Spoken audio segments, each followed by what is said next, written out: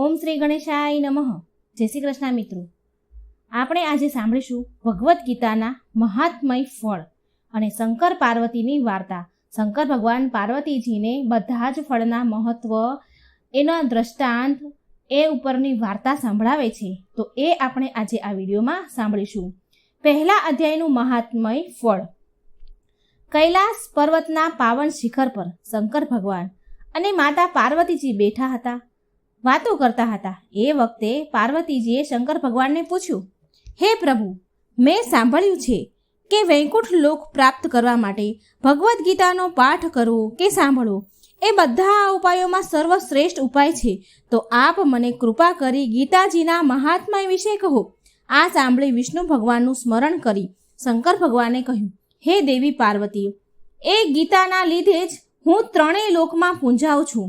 ગીતાના જ્ઞાનમાં નિત્ય નિમગ્ન રહેવાના કારણે જ સંસારની માયા મને સ્પર્શી શકતી નથી કે સતાવી શકતી નથી. હે દેવી, તમે મને જે પ્રશ્ન પૂછ્યો છે એવો જ પ્રશ્ન શેષ શૈયા પર સૂતેલા વિષ્ણુ ભગવાનને લક્ષ્મીજીએ પૂછ્યો હતો. હે પ્રભુ, તામસી જીવો નિંદ્રા અને આળસને આધીન થાય તે સ્વાભાવિક છે, પરંતુ આપ તો ત્રણેય ગુણોથી પર છો. શ્રી નારાયણ પ્રભુ છો, તમે આંખો મીચીને પડ્યા છો, એનું મને ઘણું વિસ્મય થાય છે. ત્યારે વિષ્ણુ ભગવાન બોલ્યા, હે લક્ષ્મી, મને નિંદ્રા કે આળસ વ્યાપતી નથી. એક શબ્દરૂપી જે ભગવદ્ ગીતા છે એમાં રહેલા જ્ઞાનના અર્થને હું આંખો મીચીને હૃદયમાં ઘૂંટી રહ્યો છું. જેમ 24 અવતાર મારા આકાર રૂપ છે, તેમ આ ગીતા મારો શબ્દરૂપ અવતાર છે. એ અવતારમાં મેં શ્રી કૃષ્ણ બની સમગ્ર જગતના કલ્યાણ માટે વેદ શાસ્ત્ર અને પુરાણોના સારથી પૂર્ણ એ ગીતા શાસ્ત્રને મેં કુરુક્ષેત્રમાં મેદાનમાં અર્જુનને કહી સંભળાવ્યું હતું. ત્યારબાદ પ્રાચીન મહામુનિ શ્રી વેદવ્યાસે મહાભારત ગ્રંથની રચના કરી. એ વખતે સારને 18 અધ્યાયમાં વહેંચી તેમાં સમાવેશ કર્યો છે. એ ગીતામાં મારા અંગ આ પ્રમાણે છે. શરૂઆતના 5 અધ્યાય મારા મુખ છે, તે પછીના 5 અધ્યાય મારી ભુજા છે, અને તે પછીના 5 અધ્યાય મારું હૃદય અને મન છે. 16મો અધ્યાય મારું ઉદર છે, 17મો અધ્યાય મારી જાંઘ છે, અને 18મો અધ્યાય મારા ચરણ છે. ગીતાના શ્લોક મારી નાડીઓ છે, અને ગીતાના જે અક્ષરો છે એ મારો રોમ છે. શ્રીમદ ભગવદ્ ગીતાનો એક અધ્યાય, અર્ધો અધ્યાય, એક શ્લોકના એક પદનો નિત્ય પાઠ કરનાર પ્રાણી બધા જ પાપોથી મુક્ત થઈ સર્વ માટેનું પરમ પ્રાપ્તિ સ્થાન એવા મારા વૈકુંઠ લોકને પામે છે. આ સાંભળી લક્ષ્મીજીએ પૂછ્યું, હે પ્રભુ, શ્રી ગીતાનું જ્ઞાન આટલું પરમ શ્રેષ્ઠ જ્ઞાન છે, તો તેનો પાઠ કરવાથી જેને વૈકુંઠ લોક મળ્યો હોય છે તેની કથા મને કહો. જેને વૈકુંઠ લોક મળ્યો છે આ કથાના કારણે, આ પાઠના કારણે, તો એ મને કહો. પુણ્ય કર્મ કરનારાઓની કથા સંભળાવાથી તો પાપનો નાશ થાય જ છે ને. ત્યારે વિષ્ણુ ભગવાન બોલ્યા, હે લક્ષ્મી, શ્રી ગીતાનો પાઠ શ્રવણ કરીને ઘણા જીવ કૃતાર્થ થયા છે. હું એક કથા કહું છું, તમે સાંભળો. આમ કહી વિષ્ણુ ભગવાને એક બ્રાહ્મણની કથા કહેવા લાગ્યા. મહાત્મય કથા.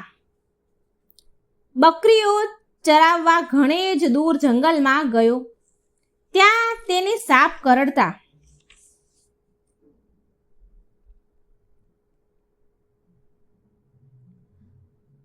પૂર્વ સુશર્મા નામનો એક અતિ દુરાચાર બ્રાહ્મણ હતો. રાત દિવસ એ દુષ્કર્મમાં ગળાડૂબ રહેતો. એક દિવસ એ બકરીઓના ચરાવવા ઘણે દૂર જંગલમાં ગયો. ત્યાં તેને સાપ કરડતા તેનું મૃત્યુ થયું. તેણે ઘણા પાપ કર્મો કર્યા હોવાથી કેટલાક કાળ સુધી નરક યાતના ભોગવ્યા પછી મનુષ્ય લોકમાં તેને બળદનો જન્મ લેવો પડ્યો. તે એક લંગડા ભિખારીને પાનોરે પડ્યો. લંગડો ભિખારી દરરોજ એ બળદ પર બેસી ભીખ માંગવા જતો. તેને પોતાનું પેટ ભરાય એટલી પણ ભીખ ન મળતી. એ હોવાને કારણે તે બળદને પણ શું ખવડાવે? પોતાનું પેટ પણ ભરી નતો શકતો, તો બળદને શું ખવડાવે? ખાવાનું ન મળવાથી દિવસે ને દિવસે બળદનું શરીર સુકાવા લાગ્યું. એક દિવસ ભૂખના દુઃખને કારણે બળદ ચાલતા ચાલતા બેભાન થઈ રસ્તામાં ઢળી પડ્યો. તેની આંખોના ડોળા પણ બહાર આવી ગયા, પરંતુ તેના પાપનો અંત ન આવ્યો હોવાથી તેના પ્રાણ નીકળતા નહીં. તે જ્યાં પડ્યો હતો ત્યાં લોકોની ભીડ જામી. તેને રીબાતો જોઈ કેટલાક લોકો બોલી ઉઠ્યા, મરી જાય તો બિચારો દુઃખમાંથી છૂટે, પીડામાંથી છૂટે. તો કેટલાક પોતાના ઈષ્ટદેવને યાદ કરી કહેવા લાગ્યા કે હે ભગવાન, હું મારું અમુક પુણ્ય તેને આપું છું. તે પુણ્યના પ્રભાવથી આ રીબાતા બળદના દુઃખ દૂર થાવ. છતાં પણ બળદના પ્રાણ નીકળે નહીં. એટલામાં જ એક વેશ્યા ત્યાં આવી. તેણે પણ કહ્યું, હે ઈશ્વર, મારાથી જો જાણતા કે અજાણતા કંઈ પુણ્ય થઈ ગયું હોય તો તે પુણ્યના પ્રભાવથી આ બળદનું દુઃખ દૂર થાવ. વેશ્યાના મોઢામાંથી આ શબ્દ નીકળ્યો અને નીકળ્યા કે તરત જ રીબાતા બળદનો પ્રાણ નીકળી ગયો. એ મુક્તિ પામ્યો. આમ તેના પાપનો અંત આવ્યો. તેનો પુનઃજન્મ એક બ્રાહ્મણના ઘેર થયો. તેનું નામ સોમશર્મા રાખવામાં આવ્યું. તે મોટો થયો તો તેને પોતાના પૂર્વજન્મ તેને યાદ આવ્યો. આથી તેને એવી જિજ્ઞાસા થઈ કે એ વેશ્યાએ એવું કયું પુણ્ય કર્યું હશે જેના પ્રભાવે મારો રીબાતો જીવ નીકળી ગયો હતો. એક દિવસ તે વેશ્યાને શોધતો તેના ઘેર ગયો. વેશ્યાને પોતાના પૂર્વજન્મની બધી વાત કરી અને તેને પૂછ્યું કે તમે કયું પુણ્ય કર્મ કર્યું હતું. તો વેશ્યા બોલી, હું નીચ કર્મોમાં લિપ્ત છું. કોઈ સારા કર્મ કર્યાનું મને યાદ નથી. મેં તો લોકોની દેખાદેખીથી પ્રેરાઈને પુણ્યનું દાન કર્યાનું કહ્યું હતું. પણ હા, મારો પોપટ રોજ કંઈક બોલે છે. હું તેની મીઠી મધુર વાણી રોજ સાંભળ્યા કરું છું, પરંતુ પોપટ શું બોલે છે તેની મને કંઈ ખબર નથી. માટે તમે પોપટને પૂછો તો કંઈક સાચી માહિતી મળે. સોમશર્મા પોપટ પાસે ગયો અને તેને પૂછવા લાગ્યો અને તે બોલ્યો, હું આવ્યો હતો એ પહેલા હું એક મુનિના આશ્રમમાં રહેતો હતો. ત્યાં સૌ કોઈ નિત્ય ગીતાના પહેલા અધ્યાયનો પાઠ કરતા હતા. દરરોજ પાઠ સાંભળવાથી મને પણ એ પાઠ મોઢે થઈ ગયો. એ પાઠ કરવાથી મને ઘણો આનંદ મળે છે. તેથી હું પણ રોજ ગીતાના પહેલા અધ્યાયનો પાઠ કરવા લાગ્યો. એક દિવસ હું પારધીની જાળમાં ફસાઈ પડ્યો. તેણે મને આ વેશ્યાને વેચ્યો. ત્યારથી હું આ પાંજરામાં પૂરાયો છું. છતાં પણ હું રોજ ગીતાના પહેલા અધ્યાયનો પાઠ કરું છું. પોપટની વાત સાંભળીને સોમશર્મા પણ નિત્ય ગીતાના પહેલા અધ્યાયનો પાઠ કરવા લાગ્યો. છેવટે વિષ્ણુ ભગવાને લક્ષ્મીજીને કહ્યું, હે દેવી, કાળે કરીને સોમશર્મા, વેશ્યા અને પોપટ ત્રણેય મૃત્યુ પામ્યા અને ગીતાના પહેલા અધ્યાયના પુણ્ય બળે વૈકુંઠ લોક પામ્યા. તો મિત્રો, આ હતો પહેલા અધ્યાયનું મહાત્મય ફળ અને શિવ, પાર્વતી અને વિષ્ણુ ભગવાનની કથા. હવે આપણે સાંભળીશું બીજો અધ્યાય અને બીજા અધ્યાયની વાર્તા, જે શંકર ભગવાન પાર્વતીજીને કહે છે. તો ધ્યાનથી સાંભળજો. પાર્વતીજીએ શંકર ભગવાનને ગીતાના બીજા અધ્યાયનું મહાત્મય પૂછતા શંકર ભગવાને કહ્યું કે એક વખત લક્ષ્મીજીને આ મહાત્મય સાંભળવાની ઈચ્છા થતાં વિષ્ણુ ભગવાને જે કથા કહી સંભળાવી હતી તે કથા હું તમને કહું છું, તે સાંભળો. કેમ કે પવિત્ર કર્મ કરનારાઓની ચર્ચા વર્ણન કરવાથી પાપનો નાશ થાય છે. મહાત્મય કથા. પૂર્વકાળે દક્ષિણ દેશમાં પૂરણ નામના નગરમાં સુશર્મા નામનો એક પુણ્યશાળી બ્રાહ્મણ રહેતો હતો. તે સાધુ સેવા કરતો, અતિથિ સત્કાર કરતો, હવન, પૂજન, શ્રાદ્ધ અને તર્પણ દ્વારા દેવતાઓ અને પિતૃઓની સેવા કરતો હતો. એક વખત તે કુંભ સ્નાન કરવા પ્રયાગ ગયો. ત્યાં એક જગ્યાએ સાધુ મહાત્માઓ એકઠા થઈ પરમાત્મા સંબંધમાં ચર્ચા કરી રહ્યા હતા. સુશર્મા ત્યાં જઈ પહોંચ્યા. મહાત્માઓને પ્રણામ કરી ત્યાં બેઠો અને તેઓની ચર્ચા સાંભળવા લાગ્યો. ચર્ચા પૂરી થતાં તેને મહાત્માઓની પોતાની મૂંઝવણ જણાવતા પૂછ્યું કે હું હંમેશા સત્કર્મો કરવામાં જ રચ્યો પચ્યો રહું છું. મેં કદી કોઈ ખરાબ કામ નથી કર્યું, છતાં મારા મનને શાંતિ કેમ નથી મળતી? ચિત્ત અશાંત રહેવાના કારણે હું કોઈ પણ વિષય બાબતે અંતિમ નિર્ણય પર આવી શકતો નથી. તેથી હું નિજાનંદના મુખથી વંચિત રહી જાઉં છું. તેથી હે મહાત્માઓ, મને પરમ સુખ પ્રાપ્ત થાય એવો કોઈ રસ્તો કહો. એક ઘડી આધી મેં પૂની આધ, એવા સંગત સાધુ કી હરે કોટી અપરાધ. સુશર્માની વિનંતી ભર્યા શબ્દો સાંભળી એક મહાત્માએ કહ્યું કે હે બ્રાહ્મણ, તું ગીતાજીના બીજા અધ્યાયનો નિત્ય પાઠ કર, જેથી તારા મનને શાંતિ અને સુખ મળે. આ વિષય બાબતની એક પ્રાચીન કથા છે જે હું તને કહું છું, તું સાંભળ. પ્રતિષ્ઠા નગરમાં દુધર્મ નામનો રાજા રાજ કરતો. તેના રાજ્યમાં વિક્રમ શર્મા નામનો એક અતિ લોભી બ્રાહ્મણ હતો. તે બ્રાહ્મણનો જીવન નિર્વાહ રાજા તરફથી થતો હતો. રાજા જ્યારે બીજા બ્રાહ્મણોને અન્નદાન કરવાનું કાર્ય વિક્રમ શર્માને સોંપતા ત્યારે તે બધું જ અનાજ પોતે હજમ કરી જતો. આ ઘોર પાપના પરિણામે તે મૃત્યુ પછી નરકમાં સબડવા લાગ્યો. ઘણા કાળ સુધી નરક ભોગવ્યા પછી ફરીથી તેને મનુષ્ય દેહ મળ્યો. યુવાન થતાં તેના લગ્ન કર્કશા નામની દુષ્ટ સ્ત્રી સાથે થયા. એક દિવસ એ વ્યાભિચારી સ્ત્રીએ એના પ્રેમીના કહેવાથી પોતાના સૂતેલા પતિનું માથું કપાવી નાખ્યું. આમ અકાળે મરણ પામવાથી તેનો આત્મા વનમાં પ્રેત થઈ ભટકવા લાગ્યો. કર્કશા પણ મર્યા પછી બકરી થઈ જન્મી. એક દિવસ પ્રેત થયેલા વિક્રમ શર્માએ જંગલમાં એક મહાત્માની ઝૂંપડી પાસે ઊભેલી એક બકરીને જોઈ. એ બકરીને જોતા જ તેને પોતાનો પૂર્વ જન્મ યાદ આવ્યો. તે બદલો લેવા બકરી થયેલી કર્કશાને મારવા દોડ્યો, પણ બકરી તો જ્યાં ઊભી હતી ત્યાં જ ઊભી રહી. પ્રેત ઝૂંપડી પાસે આવ્યું. તે વખતે ઝૂંપડીમાં એક મહાત્મા ગીતાજીના બીજા અધ્યાયનો પાઠ કરી રહ્યા હતા. તે પાઠના શબ્દો પ્રેતના કાને પડતા તે બકરીને મારવાનું ભૂલી જઈ એક ચિત્તે તે પાઠ સાંભળવા લાગ્યો. પાઠ સાંભળવાથી તેના મનના વિચારો શુદ્ધ થઈ ગયા. મનમાં કોઈ વેરભાવ ન રહ્યો. બકરી પણ તે પાઠ સાંભળવાથી ત્યાં જ ઊભી રહી હતી. ત્યારબાદ તેઓ બંને ત્યાં રહ્યા અને નિત્ય ગીતાજીના બીજા અધ્યાયનો પાઠ સાંભળવા લાગ્યા. આ પાઠ સાંભળવાથી પુણ્ય બળે પ્રેત અને બકરી બંને વૈકુંઠ લોક પામ્યા. આમ કહી મહાત્માએ સુશર્માને ગીતાજીના બીજા અધ્યાયનો નિત્ય પાઠ કરવાનો ઉપદેશ આપ્યો.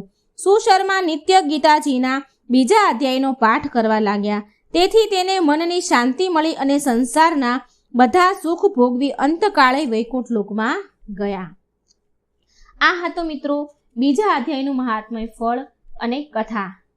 હવે આપણે સાંભળીશું ત્રીજા અધ્યાયની મહાત્મય ફળ અને કથા. ભગવદ્ ગીતાના મહાત્મય ફળ અને કથા સાંભળવાનું પણ ઘણું પુણ્ય છે. ત્રીજો અધ્યાય મહાત્મય ફળ. જગત જનની પાર્વતીજી શંકર ભગવાન અને લક્ષ્મીજીએ શ્રી વિષ્ણુ ભગવાનને કહ્યું, હે પ્રભુ, હવે આપ અમને ગીતાજીના ત્રીજા અધ્યાયનું મહાત્મય અને તેના ફળ વિશે જણાવો, જે સાંભળી અમે કૃતાર્થ થઈએ. આ સાંભળી શંકર ભગવાને પાર્વતીજીને અને વિષ્ણુ ભગવાને લક્ષ્મીજીને કહ્યું, હે દેવી, હું ત્રીજા અધ્યાયનું મહાત્મય કહું છું, તે તમે શુદ્ધ ચિત્તે સાંભળો, કારણ કે આ અધ્યાયનો પાઠ સાંભળનારનો અર્ધમયોનીમાંથી છુટકારો થાય છે. મહાત્મય કથા આ પ્રમાણે છે. કૌશિક વંશમાં જન્મેલો જડ નામનો એક બ્રાહ્મણ વેદશાસ્ત્રોનો જાણકાર હોવા છતાં પાપ કર્મોના પરિણામે અધોગતિને પામ્યું. તેને જાત જાતના વેપાર ધંધા કરી પુષ્કળ ધન એકઠું કર્યું હતું, પણ એ ધન ધર્મ કાર્યોમાં વાપરવાના બદલે જુગાર, શરાબ અને વેશ્યાગમનમાં ઉડાડવા લાગ્યું. આ દૂષણોમાં ધન ખલાસ થઈ જતા તેણે ચોરી કરીને ફરીથી ધન એકઠું કર્યું. જડ પાસે પુષ્કળ ધન એ બાબતની જાણ લૂંટારાઓને થતાં તેઓ એક રાતે તેના ઘર પર ત્રાટક્યા. તેને મારી નાખીને તેને બધું જ ધન લૂંટી ગયા. અકાળે મરણ પામવાથી જડ પ્રેત થયો અને પ્રેત યોનિમાં તેના પાપ કર્મોના કારણે દારૂણ દુઃખ ભોગવવા લાગ્યો. આ જડ બ્રાહ્મણોને મોહન નામનો પુત્ર હતો. તે વેપાર અર્થે દૂર દેશાવર ગયો હતો. તે જ્યારે પોતાના ગામ પાછો ફર્યો ત્યારે પોતાના પિતાના મૃત્યુના સમાચાર જાણી અતિશય દુઃખી થયો. પ્રેત યોનિમાંથી પિતાની મુક્તિ અર્થે પુત્રે શાસ્ત્રોક્ત રીતે ઉત્તર ક્રિયા કરી શ્રાદ્ધ કર્યું, પરંતુ જડને પ્રેત યોનિમાંથી મુક્તિ ન મળી અને તે પ્રેત થઈને પુત્રના ઘરમાં જ ભટકવા લાગ્યો. એક દિવસ મોહનને ત્યાં તેનો મિત્ર થોડા દિવસ રહેવા માટે આવ્યો. બીજે દિવસે પ્રાતઃકાળે તેનો મિત્ર સાન સંધ્યા કરીને ગીતાજીના 3જા અધ્યાયનો પાઠ કરવા લાગ્યો. આ પાઠ પ્રેત રૂપે ભટકતા જડે પણ સાંભળ્યો. પરિણામે તેનો પ્રેત યોનિમાંથી ઉદ્ધાર થઈ ગયો. તેને લેવા માટે યમના દૂતના બદલે વિષ્ણુ દૂતો વિમાન લઈને આવ્યા. પ્રેત યોનિમાંથી મુક્ત થયેલા જડ જ્યારે વિમાનમાં બેસવા ગયો ત્યારે અપ્સરાઓએ પુષ્પો વરસાવીને તેનું સ્વાગત કર્યું. પુત્ર પુણ્યશાળી આત્માવાળો હોવાથી તે આ બધું જોઈ શકતો હતો. તેના મનમાં જિજ્ઞાસા જાગતા તેણે પિતાને પૂછ્યું કે તમને મુક્તિ કઈ રીતે મળી? ત્યારે જડ બોલ્યો કે તારા મિત્રે ગીતાજીના પાઠ 3જા અધ્યાયના પાઠ કર્યા, તે મેં સાંભળ્યા, પરિણામે મને મુક્તિ મળી. હે વત્સ, મારો ભાઈ અને આપણા જે પૂર્વજો પોતાના પાપ કર્મોના કારણે હજુ પણ નરક ભોગવી રહ્યા છે, તેમને મુક્તિ માટે તું નિત્ય ગીતાજીના 3જા અધ્યાયનો પાઠ જરૂર કરજે. એ જ દિવસથી પુત્ર નિત્ય ગીતાજીના 3જા અધ્યાયનો પાઠ કરવા લાગ્યો. આ પાઠના પુણ્ય બળે તેના તમામ પિતૃઓને નરકમાંથી મુક્તિ મળી. એટલું જ નહીં, અંતકાળે તે અને તેનો મિત્ર પણ વૈકુંઠ લોકને પામ્યા. જ્યાં ભગવદ્ ગીતાનો ગ્રંથ હોય અને જ્યાં ગીતાનો પાઠ થાય છે ત્યાં પ્રયાગ આદિ સર્વ તીર્થોનો વાસ રહેલો છે. એનો મતલબ એમ છે, અર્થાત ગીતાજીના શ્રવણ પઠનથી પ્રયાગ આદિ પવિત્ર ધામોમાં સ્નાન કર્યા જેટલું પુણ્ય પ્રાપ્ત થાય છે. 4થા અધ્યાયનું મહાત્મય ફળ આ રીતે છે. પાર્વતીજીએ શંકર ભગવાનને કહ્યું અને લક્ષ્મીજીએ વિષ્ણુ ભગવાનને કહ્યું, હે પ્રભુ, હવે આપ અમને ગીતાજીના 4થા અધ્યાયનું મહાત્મય અને તેના ફળ વિશે જણાવો. આ સાંભળી શંકર ભગવાને પાર્વતીજીને અને વિષ્ણુ ભગવાને લક્ષ્મીજીને કહ્યું, હે દેવી, 4થા અધ્યાયનો પાઠ શ્રવણથી જીવ ઉત્તમ લોકોને પામે છે. હું એક કથા કહું છું, એ તમે ધ્યાનથી સાંભળો. મહાત્મય કથા. પવિત્ર કાશી નગરીમાં દેવદત્ત નામનું ધર્મિષ્ઠ બ્રાહ્મણ રહે છે. એક દિવસ તે ભગવાન વેદવ્યાસના દર્શન કરવા ગંગા પાર કરી રામનગર ગયો. ત્યાં એક કૂવો જોયો. કૂવામાંથી પાણી સિંચી સ્નાન કરી સંધ્યા પૂજા કરી. થયું એવું કે એ કૂવા પાસે બોરડીના 2 વૃક્ષો હતા. તેની નીચે તેણે બેસીને ગીતાજીના 4થા અધ્યાયનો પાઠ કર્યો. પાઠ પૂર્ણ કરી તેણે ભોજન કર્યું. થોડી વાર આરામ કરી તે આગળ વધ્યો. જ્યારે દેવદત્ત ગીતાજીના 4થા અધ્યાયનો પાઠ કરી રહ્યો હતો ત્યારે બંને બોરડીઓ ધ્યાનપૂર્વક એ પાઠ સાંભળી રહી હતી. આ પાઠનું શ્રવણ કરવાથી તેઓ બંને પોતાના સ્થાનેથી પડી ગઈ અને વૃક્ષયોનીમાંથી છૂટી કાશીના એક બ્રાહ્મણના ઘેર કન્યાઓ રૂપે જન્મી.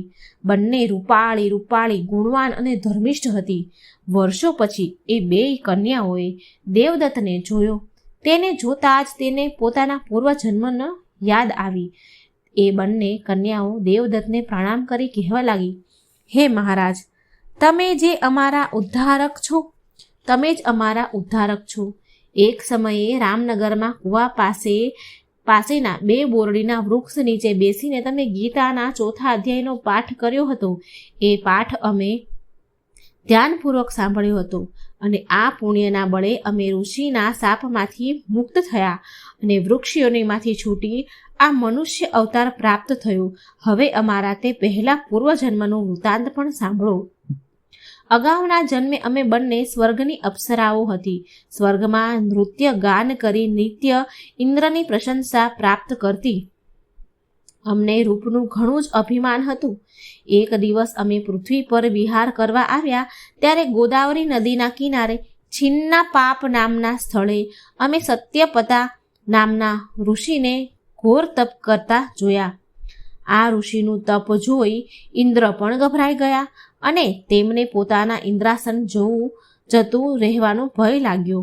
આથી તેમણે ઋષિનું તપ ભંગ કરવા અમને ઋષિ પાસે મોકલી. અમે મધુર ગીત ગાન કરી, મોહક નૃત્ય કરી, મનમોહક હાવભાવ કરી ઋષિને તપમાંથી ચલિત કરવા ઘણા પ્રયત્નો કર્યા. ધ્યાન ભંગ થતાં ઋષિ સમાધિમાંથી જાગી ગયા અને બહુ ક્રોધિત થયા અને અમને શ્રાપ આપ્યો કે જાઓ, તમે બંને જડ બોરડી બની જાઓ. શ્રાપ સાંભળીને અમે ગભરાઈ ગઈ. ઋષિને અમે આજીજી કરતા કહ્યું, આમાં અમારો કોઈ દોષ નથી. અમે તો ઇન્દ્રના કહેવાથી અહીં આવ્યા હતા.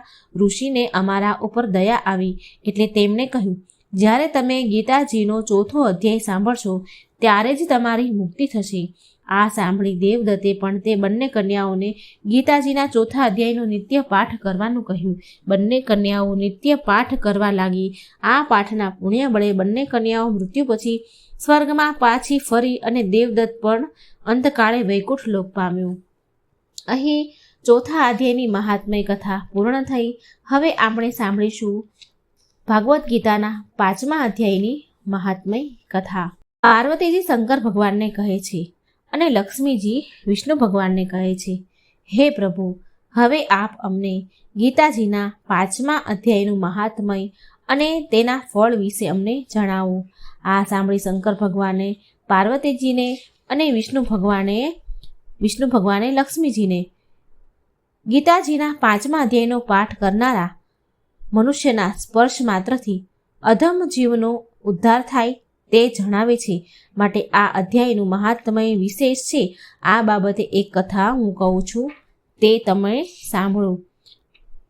કર્મ સંન્યાસ યોગની આ 5મા અધ્યાયનું મહાત ફળ તમે શાંતિથી સાંભળજો. કથા છે, પૂર્વ પુરુક્ષુસ નામના એક નગરમાં પિંગળ નામનો એક દુરાચારી બ્રાહ્મણ રહેતો હતો. તે જન્મે બ્રાહ્મણ હતો, પરંતુ કર્મ રાક્ષસ હતા. કદી પણ સ્નાન સંધ્યા, હોમ હવન કે પૂજા અર્ચના ન કરતો. એટલું જ નહીં, જે કરે તેની હાંસી ઉડાડતો. બ્રાહ્મણ હોવા છતાં એ ભવૈયાઓ સાથે રહીને વાજા વગાડતો, નાચ ગાન કરતો. તેની પત્ની અરુણા પણ તેના જેવી જ ઉલટા અને વ્યાભિચારણી હતી. એક દિવસ વ્યાભિચારણી અરુણાને પોતાના પતિ રંગરાગના માર્ગમાં અંતરાય રૂપ લાગ્યો, તેથી તેણે ઊંઘતા પતિને મારી નાખ્યો. આવું જઘન્ય મોત થતાં પિંગળ નરકમાં પડ્યો અને યાતના ભોગવવા લાગ્યો. ઘણો સમય યાતના ભોગવી તે પૃથ્વી પર ગીધ થઈને જન્મ્યો. તેથી કુલટા પત્ની અરુણાને પગંદરનો રોગ થયો. તે મૃત્યુ પામી અને બીજા જન્મે પૃથ્વી પર સુગરી થઈને જન્મી. એક દિવસ શિકારની શોધમાં નીકળેલી ગીધની નજર સુગરી પર પડી. તત્કાળ તેને પોતાના પૂર્વજન્મનું જ્ઞાન થયું. જ્ઞાન થતાં જ ગીધ સુગરીને મારવા દોડ્યો. મોતની બીકે સુગરી નાઠી, પણ ગીધે તેને પકડીને મારી નાખી. એ જ વખતે એક શિકારીની નજર આ ગીધ ઉપર પડી. તેણે બાણ મારીને ગીધને મારી નાખ્યો. નસીબ જોગે બંનેના હાડકાં એક જ્ઞાની મનુષ્યની ખોપડીમાં પડ્યા. યમદૂતો બંનેને યમરાજા પાસે લઈ ગયા. યમરાજાએ કહ્યું કે તમે બંને મહાપાપી છો. તમને તો હંમેશને માટે નરકમાં જ નાખવા જોઈએ, પરંતુ તમારા હાડકાં બ્રહ્મજ્ઞાની મહાત્માની ખોપડીમાં પડવાથી તમારા પાપો નાશ પામ્યા છે. આ મહાત્મા નિત્ય શ્રી ગીતાજીના 5મા અધ્યાયનો પાઠ કરતા હતા. તેથી તેના પુણ્ય બળે તમારો પણ ઉદ્ધાર થઈ ગયો છે. થોડી જ વારમાં વિમાન આવ્યું અને પિંગળ અને અરુણા તેમાં બેસીને વૈકુંઠ લોક ગયા. અહીં 5મા અધ્યાયનું મહાત્મા ફળ પૂર્ણ થાય છે. હવે આપણે સાંભળીશું 6ઠા અધ્યાયનું મહાત્મય ફળ કથા, જે શંકર ભગવાન પાર્વતીજીને કહે છે અને વિષ્ણુ ભગવાન લક્ષ્મીજીને કહે છે. આત્મ સંયમ યોગની મહાત્મય કથા ધ્યાનથી સાંભળજો. પાર્વતીજીએ શંકર ભગવાન અને વિષ્ણુ ભગવાનને કહ્યું. વિષ્ણુ ભગવાને લક્ષ્મીજીને કહે છે કે હે પ્રભુ, હવે આપ અમને ગીતાજીના 6ઠા અધ્યાયનું મહાત્મય અને ફળ જણાવો. આ સાંભળી શંકર ભગવાન પાર્વતીજી અને વિષ્ણુ ભગવાન લક્ષ્મીજીને કહે છે કે હે દેવી, આ અધ્યાયનો પાઠ કરનાર ત્રણેય લોકમાં આદરણીય સ્થાન પ્રાપ્ત કરે છે. આ અંગેની હું એક કથા કહું છું, તે તમે સાંભળો. ગોદાવરી નદીના પાવન કિનારે પ્રતિષ્ઠન નામનું એક સુંદર નગર હતું. આ નગરમાં રાજાનું નામ જ્ઞાનશ્રુતિ હતું. તે ઘણો જ ધર્મિષ્ઠ હતો. જેટલો જ્ઞાની હતો એટલો દાની પણ હતો. હોમ હવન યજ્ઞ યાગ વ્રત તપ કરતો. સાધુ સંતોની સેવા અને પ્રજાના કલ્યાણમાં જ મગ્ન રહેતો. તીર્થયાત્રા, અતિથિ સત્કાર અને બ્રહ્મભોજન જેવા પવિત્ર કાર્યો કરવામાં તે ઘણો આનંદ પ્રાપ્ત કરતો હતો. એક દિવસ પ્રાતઃકાળે રાજા સૂર્યદેવને અંજલિ આપી રહ્યા હતા. ત્યારે માન સરોવરના હંસોનું એક ટોળું આકાશ માર્ગ પરથી પસાર થઈ રહ્યું હતું. તેમના માથેથી 2 હંસ રાજાના મહેલના કાંગરે આરામ કરવા ઉતર્યા અને વાતો કરવા લાગ્યા. પશુ પક્ષીની ભાષા જાણનાર રાજાએ પણ આ વાત સાંભળી. એક હંસ બીજા હંસને કહી રહ્યો હતો કે આ રાજા ઘણો જ ધર્મિષ્ઠ છે અને દાની પણ છે. લોક કલ્યાણના ઘણા કાર્યો તેણે કર્યા છે. પરિણામે તે ઘણો જ લોકપ્રિય અને આદરપાત્ર બન્યો છે. આ સાંભળી બીજો હંસ બોલ્યો કે આના કરતાં તો વધુ આદરપાત્ર અને બ્રહ્મજ્ઞાની તો રૈકઈ નામનો મહાત્મય છે. પશુ પક્ષીઓની ભાષા સમજતા રાજાએ હંસોની આ વાત સાંભળી તો તેને વિચાર આવ્યો કે આવા બ્રહ્મજ્ઞાની મહાત્માના દર્શન તો અવશ્ય કરવા જ જોઈએ. હંસો તો વાતો કરીને ઉડી ગયા, પણ રાજા જ્ઞાનશ્રુતિ વિચાર કરવા લાગ્યા કે હંસોએ રૈકય નામનો જે મહાત્માની વાત કરી રહ્યા હતા તે ક્યાં રહેતો હશે, તેમને શોધવા ક્યાં? તે છતાં રાજા જ્ઞાનશ્રુતિની મહાત્માના દર્શન કરવાની જિજ્ઞાસા એટલી બધી તીવ્ર બની ગઈ કે તે રાજપાટ છોડીને તીર્થટન કરવા લાગ્યા. તીર્થયાત્રા કરવા નીકળી પડ્યા. કાશી, પ્રયાગ, પ્રભુતિ વગેરે નગર ફરતા ફરતા દેશમાં રૈક્ય નામના મહાત્મા વિશે પૂછપરછ કરતા રાજા કાશ્મીર પ્રદેશના માણિકેશ્વર નામના મહાદેવજીના મંદિરે પહોંચ્યા. ત્યાં રાતવાસો કર્યો. સવારે રાજાએ મંદિરના પૂજારીને મહાત્માએ રૈક્ય અંગે પૂછપરછ કરી તો પૂજારીએ જણાવ્યું કે મહાત્મા રૈક્ય તો આ નગરમાં જ રહે છે. રાજા જ્ઞાનશ્રુતિ તત્કાળ રૈક્ય પાસે પહોંચી ગયા. જઈને પ્રણામ કર્યા અને નમ્ર અવાજે પૂછ્યું કે હે પાવનકારી સંત, આપ આ કક્ષાએ કઈ રીતે પહોંચ્યા? એ કૃપા કરી મને જણાવશો તો હું કૃતાર્થ થઈશ. ત્યારે મહાત્માજી રૈક્ય બોલ્યા કે હે રાજન, હું નિત્ય ગીતાજીના 6થા અધ્યાયનો પાઠ કરું છું.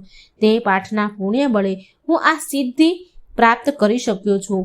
આ સાંભળી રાજા જ્ઞાનશ્રુતિ પણ નિત્ય ગીતાજીના 6થા અધ્યાયનો પાઠ કરવા લાગ્યા અને આ પુણ્યના બળે રાજા સર્વ સુખ ભોગવી અંતકાળે વૈકુંઠ પામ્યા. 6થા અધ્યાયની મહાત્મય ફળ કથા અહીં સંપૂર્ણ થાય છે. હવે આપણે સાંભળીશું 7મા અધ્યાયની કથા, મહાત્મય કથા વાર્તા આપણે સાંભળીશું. જ્ઞાન વિજ્ઞાન યોગ. આ 7મો અધ્યાય છે.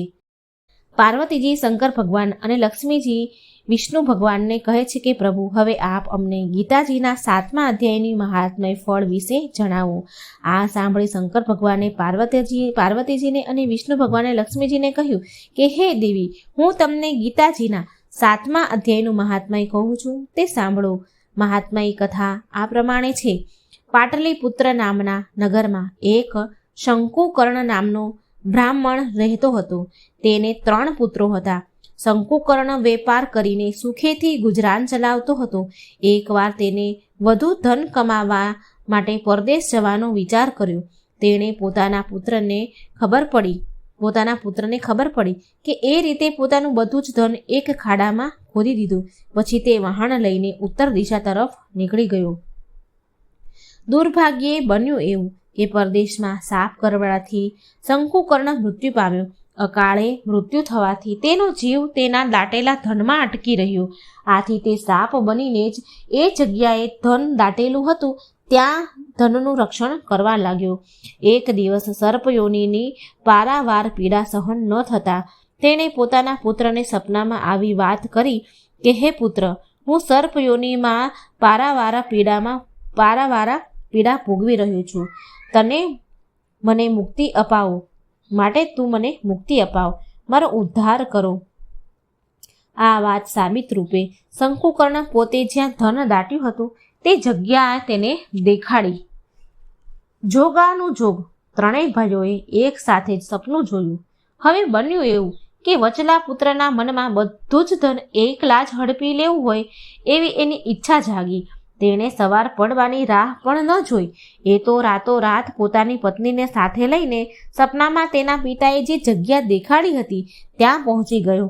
પતિ પત્ની બંને તે જગ્યાની જમીન ખોદવા લાગ્યા. એ જ વખતે એક સાપ ઉફાળા મારતો મારતો ત્યાં આવ્યો. પુત્ર તો ડરીને પાછળ હટી ગયો. ત્યારે સાપ બોલ્યો, હે વત્સ, ડર નહીં, હું તારો પિતા છું. તું આ શું કરી રહ્યો છે? ત્યારે તે પુત્ર બોલ્યો કે તમે સ્વપ્નમાં આવીને જે કહ્યું હતું તે પ્રમાણે હું તમને મુક્તિ અપાવવા માટે આવ્યો છું અને જમીનમાં જે ધન દાટ્યું છે તે બહાર કાઢી લઈશ, એટલે તમારો ઉદ્ધાર થઈ જશે. પુત્રના આ શબ્દો સાંભળી સર્પયોનીમાં પીડાતો પિતા બોલ્યો કે આમ તું દાટેલું ધન બહાર કાઢી લઈશ, તેથી મને મુક્તિ મળવાની નથી. તમે ત્રણેય ભાઈઓ સાથે મળીને શ્રાદ્ધના દિવસે શ્રી ગીતાજીનું પૂજન કરી 7મા અધ્યાયનો પાઠ કરો, પછી બ્રહ્મ ભોજન કરાવી યથાશક્તિ દક્ષિણા આપો, તો જ મારી મુક્તિ થશે. તે પછી જ તમે ત્રણેય ભાઈઓ દાટેલું ધન મેળવી શકશો, નહીંતર આ ધન ભ્રમર બનીને ઉડી જશે. વચલા પુત્રને લાગ્યું કે પિતાની સદગતિ થયા વગર ધન મળવાનું નથી, એટલે તે પત્નીને લઈને પાછો ફર્યો.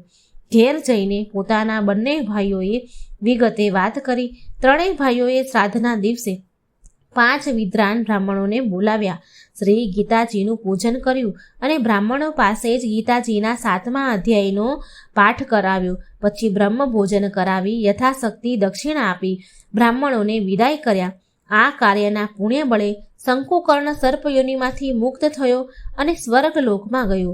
ત્યારબાદ ત્રણેય ભાઈઓએ જમીન ખોદી દાટેલું ધન બહાર કાઢ્યું અને સરખા ભાગે વહેંચી દીધું. શ્રી ગીતા પાઠનો આવો ઉત્તમ મહિમા જાણી ત્રણેય ભાઈઓ નિત્ય ગીતાજીના 7મા અધ્યાયનો પાઠ કરવા લાગ્યા અને પૃથ્વીલોકના સર્વ સુખ ભોગવી અંતકાળે વૈકુંઠ ગયા. ગીતાજીનો 7મા અધ્યાયની મહાત્મય કથા પૂર્ણ થઈ. હવે આપણે સાંભળીશું અક્ષર બ્રહ્મ યોગ 8મો અધ્યાયની મહાત્મય કથા ફળ. માં પાર્વતીજીને કહ્યું અને શ્રી વિષ્ણુ ભગવાને લક્ષ્મીજીને કહ્યું કે હવે તમે ગીતાજીના અતિશય પાવનકારી અને પરમ પદની પ્રાપ્તિ કરાવનારા ગીતાજીના 8મા અધ્યાયનું મહાત્મય ફળ વિશે તમે સાંભળો. તે સાંભળી તમને ઘણી પ્રશંસા થશે. દક્ષિણ પ્રદેશમાં આમદરપુર નામના નગરમાં ભાવ શર્મા નામનો એક બ્રાહ્મણ રહેતો હતો. તે માત્ર જન્મે જ બ્રાહ્મણ હતો, પરંતુ કર્મ તો કસાઈને પણ શરમાવી દે એવા હતા. તે રાત દિવસ અનીતિ અને પાપ કર્મ કરવામાં જ ડૂબેલો રહેતો અને બ્રહ્મ કર્મ નિંદા જ કર્યા કરતો. એક દિવસની વાત છે.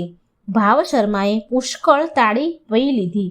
અત્યંત નશો ચઢી જવાથી તે લથડિયા ખાતો પોતાના ઘર તરફ જઈ રહ્યો હતો. ત્યારે શરીરનું સમતોલન ન જાળવી શકતા તે જમીન પર પટકાયો. દુર્ભાગ્યે તેનું માથું એક પથ્થર સાથે જોરથી અથડાતા તેનું મૃત્યુ થયું. પાપ કર્મોના કારણે ભાવ શર્મા વૃક્ષ યોનિને પ્રાપ્ત થયું.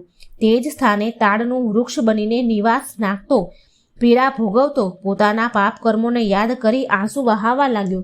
દાઝેલા પરડામની જેમ તે તાડના વૃક્ષ પર એક બ્રહ્મ રાક્ષસ પોતાની પત્ની સાથે રહેવા આવ્યો. તે બ્રહ્મ રાક્ષસની પૂર્વજન્મની કથા આ મુજબ છે.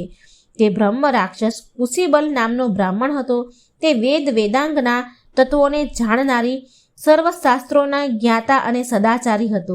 તેની પત્ની કુમતી તેના નામ પ્રમાણે જ ખરાબ સ્વભાવ અને વિચારવાળી હતી. કુશીબલ ઘણો જ વિદ્વાન હતો, આથી તે પુષ્કળ દાન મળતું હતું, પરંતુ સ્વભાવે ઘણો જ લોભી હોવાના કારણે તે ધન ભેગું જ કર્યા કરતો, કદાપી કોઈને કોઈ પાયનું પણ દાન ન કરે. કાળવશ તે બ્રાહ્મણ અને તેની પત્ની મૃત્યુ પામ્યા અને બ્રહ્મ રાક્ષસ બની પૃથ્વી પર ભૂખ્યા તરસ્યા ભટકવા લાગ્યા. ભટકતા તેઓ તે તાડના વૃક્ષ પાસે આવ્યા. ત્યાં તેની શીતળ છાયામાં રહેવા લાગ્યા. એક રાતે બ્રહ્મ રાક્ષસની પત્નીએ પોતાના પતિને પૂછ્યું કે હે નાથ, આપણા આ ભયંકર દુઃખો ક્યારે દૂર થશે? આપણે આ બ્રહ્મ રાક્ષસની યોનિમાંથી ક્યારે છૂટશું? આપણે શી રીતે ઉદ્ધાર આપણો થશે? ત્યારે બ્રહ્મ રાક્ષસ બોલ્યો, બ્રહ્મ વિદ્યાનો ઉપદેશ, આધ્યાત્મક તત્વોનો વિચાર અને કર્મ વિધિના જ્ઞાન વિના આપણને મુક્તિ મળવાની મુશ્કેલ છે. આ સાંભળી તેની પત્નીએ પૂછ્યું કે તદ બ્રહ્મ કિમધ્યાંતમ કિમ કર્મ પુરુષતમ. તે બ્રહ્મ શું છે, અધ્યાત્મક શું છે અને કર્મ શું છે? તેની પત્ની આટલું બોલી કે તરત જ એક આશ્ચર્યજનક ઘટના બની. તે સાંભળો. ઉપરોક્ત કથન ભગવદ્ ગીતાનો 8મા અધ્યાયનો અડધો શ્લોક હતો કે જે તેમના મુખેથી અનાયાસે નીકળી ગયો હતો. તે અડધા શ્લોકના મહાત્મ્યથી તે પતિ પત્ની બ્રહ્મ રાક્ષસની યોનિમાંથી મુક્ત થયા. તરત જ વિષ્ણુ દૂતો દિવ્ય વિમાન લઈને આવ્યા અને તે પતિ પત્નીને તેમાં બેસાડી વૈકુંઠ લોક લઈ ગયા. ઉપરોક્ત ગીતાજીના 8મા અધ્યાયના અડધા શ્લોકનું શ્રવણ તાળનું વૃક્ષ બનીને પીડા ભોગવતા ભાવ શર્માએ પણ કર્યું હતું. આથી કરીને તે પણ વૃક્ષ યોનિમાંથી મુક્ત થયો. તાળનું વૃક્ષ સુકાઈને પડી ગયું. બીજા જન્મે આ ભાવ શર્માનો જન્મ એક પવિત્ર ધર્મનિષ્ઠ બ્રાહ્મણના ઘેર થયો. મોટો થયો. પ્રારબ્ધ બળે ગીતાજીના પાઠમાં 8મા અધ્યાયનો પાઠ કરવા લાગ્યો અને આ પાઠના પુણ્ય વડે તે સંસારના તમામ સુખ ભોગવી મૃત્યુ પામતા વૈકુંઠ લોક પામ્યો. આ હતો ગીતાજીના 8મા અધ્યાયનું મહાત્મય ફળ કથા. ગીતાજીના 9મા અધ્યાયનું મહાત્મય ફળ કથા. રાજવિદ્યા રાજગૃહ યોગ. ભગવદ્ ગીતાના 18 અધ્યાય છે અને 18 અધ્યાય પાછળની કથાઓ પણ છે કે કોણે કોણે આ અધ્યાય વાંચ્યો છે અને એને શું ફળ મળ્યા છે, કેવી પાપ યોનિમાંથી, કેવી વૃક્ષ યોની, પશુ યોનિમાંથી એને મુક્તિ મળી છે. જીવ ભટકતો હોય તો એને આ અધ્યાય સાંભળવાથી એને મુક્તિ મળી છે, વૈકુંઠ ધામ મળ્યું છે. તો એ કથાઓ હું તમને આજે કહેવા જઈ રહી છું. તો આપણે સાંભળીશું 9મા અધ્યાયનું મહાત્મય ફળ કથા. શંકર ભગવાને પાર્વતીજીને અને વિષ્ણુ ભગવાને લક્ષ્મીજીને કહ્યું, હે દેવી, હવે તમે ગીતાજીના 9મા અધ્યાયની મહાત્મય ફળ વિશે સાંભળો. પૂર્વકાળ નર્મદા નદીના ઉત્તર તટે વસેલી મહિષ્મતી નદી નામની નગરીમાં માધવ નામનો વિદ્વાન અને ધનવાન બ્રાહ્મણ રહેતો હતો. એક વખત માધવને વિચાર આવ્યો કે ધર્મ ધ્યાન તો ઘણા કર્યા, હવે મારે સોમ યજ્ઞ કરવો છે અને તેને યજ્ઞની તૈયારી શરૂ કરી દીધી અને બલિદાન માટે એક બકરો લઈ આવ્યો. માધવે રાત્રિના સમયે બકરાને તે રડતો જોયો તો તેણે પૂછ્યું કે તું શા માટે રડી રહ્યો છે? ત્યારે બકરાને વાચા ફૂટી અને બોલ્યો. તે માધવને કહેવા લાગ્યો કે સ્વર્ગની સુખની પ્રાપ્તિ માટે તમે મારું બલિદાન આપવા માંગો છો, પણ એ તો ક્ષણભંગુર છે. તેના કરતાં તો સર્વશ્રેષ્ઠ મોક્ષ સુખની પ્રાપ્તિ માટે પ્રયત્ન કરો. માધવે પૂછ્યું કે મોક્ષની પ્રાપ્તિ કઈ રીતે થાય? ત્યારે બકરો બોલ્યો કે હું મારા પૂર્વજન્મમાં ગત જન્મની વાત કરું છું. તે તમે ધ્યાનથી સાંભળજો. કેટલાક જન્મો પહેલા હું એક બ્રાહ્મણ હતો અને સ્વધર્મનું પાલન કરતો. એક વખત મારો એકનો એક પુત્ર અત્યંત માંદો પડ્યો. તેની સાજો કરવા મેં માતાજીના મંદિરે એક બકરાની બલિ ચઢાવી. મારો પુત્ર તો સાજો થઈ ગયો, પણ ઘોર પાપ કૃત્યના પરિણામે અનેક યોનિમાં હું ભટકીને આજે પણ આ પશુની યોનિમાં અસહ્ય પીડા ભોગવી રહ્યો છું. અને તમે પણ એ જ પાપ કૃત્ય કરવાને તૈયાર થયા છો. ક્ષણિક સુખ માટે કોઈનો વધ કરી અંતે ચીરકાળ સુધી દુઃખ ભોગવ્યા કરવું એ તો બુદ્ધિમાન વ્યક્તિનું કામ નથી. આ બકરાના જન્મ પહેલા હું વાંદરો હતો. એક દિવસ ગ્રહણના સમયે નર્મદા નદીના કિનારે એક રાજા એક બ્રાહ્મણને દાન આપી રહ્યો હતો. તે બ્રાહ્મણને દાનનો સ્વીકાર કરતો જોઈ બીજા બ્રાહ્મણો તેને સમજાવવા લાગ્યા કે ગ્રહણના દિવસે દાન લેવું મહાપાપ કહેવાય. આવું દાન લેનારો નીચ યોનિને પ્રાપ્ત કરે છે. ત્યારે દાન લેનારો બ્રાહ્મણ બોલ્યો, હું કોઈ લોભ લાલચથી દાન નથી લેતો, માત્ર શરીરના નિર્વાહ અર્થ દાન લઉં છું.